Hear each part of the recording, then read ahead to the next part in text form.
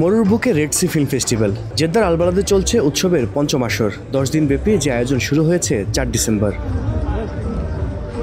প্রথম দিনেই লালগালিচায় জৌলুস ছড়িয়েছেন বিশ্ব সিনেমার তারকারা। নানা প্রান্ত থেকে আগতদের নিয়ে এক কথায় মিলন মেলায় পরিণত হয়েছে উৎসব প্রাঙ্গণ। হলিউড থেকে বলিউড সবাই এখন আরব্য রজনীর গল্পে।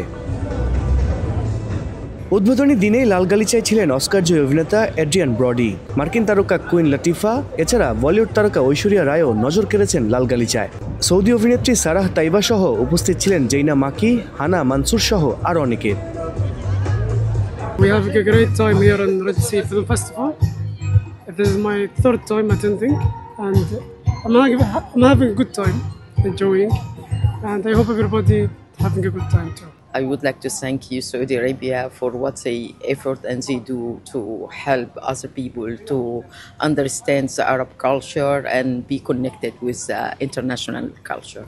In Red Sea Film Festival, this is the 5th edition and I'm really enjoying it. Yesterday we attended Aishwarya and today I'm here to see Kirti, and I love to see again and again all the stars from Hollywood, from Bollywood, and it's really amazing. मुझे ये festival बहुत अच्छा लगा। मैं हर साल इस festival को join करता हूँ। यहाँ पे आपको पूरी दुनिया से जो सेलिब्रिटी हैं वो आपको मिलते हैं। सब स्टार से आपको मिलने का मौका मिलता है। এবার 70টিরও বেশি দেশ থেকে 100টিরও বেশি চলচ্চিত্র প্রদর্শিত হবে। তবে এবারের আয়োজনে বাংলাদেশের অংশগ্রহণ না থাকায় হতাশ প্রবাসীরা। আগামী বছর 2026-এর ফিল্ম ফেস্টিভ্যাল এখানে বা অন্যান্য ফেস্টিভ্যালের জন্য আমিও কাজ বানাবো। তো সেই ক্ষেত্রে হচ্ছে যে আমার একটু আইডিয়া নেওয়ার দরকার ছিল, এই জন্য এখানে আসা বা পর্যবেক্ষণ করা আর কি।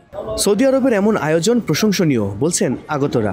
শুধু চলচ্চিত্র নয়, নিজেদের সংস্কৃতিকেও এগিয়ে নিয়ে যাচ্ছে দেশটি। বিশেষ করে নারী চলচ্চিত্রদের দৃশ্যমান বাড়াতে উৎসবটি গুরুত্বপূর্ণ ভূমিকা রাখছে বলেও মনে করছেন অনেকে। এবার পুরো উৎসব জুড়ে ফিচার ডকুমেন্টারি, অ্যানিমেশন এবং শর্ট ফিল্ম সহ নানা ঘরানার আন্তর্জাতিক সিনেমা প্রদর্শিত হচ্ছে।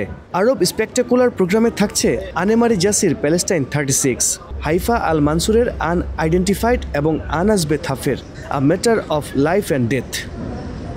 বিশ্বব্যাপী সৌদি সিনেমাকে ছড়িয়ে দেওয়ার জন্য যে আয়োজন, সে আয়োজনে নানা দেশ থেকে মানুষজন এসেছেন এবং এই আয়োজনটি উপভোগ করছেন।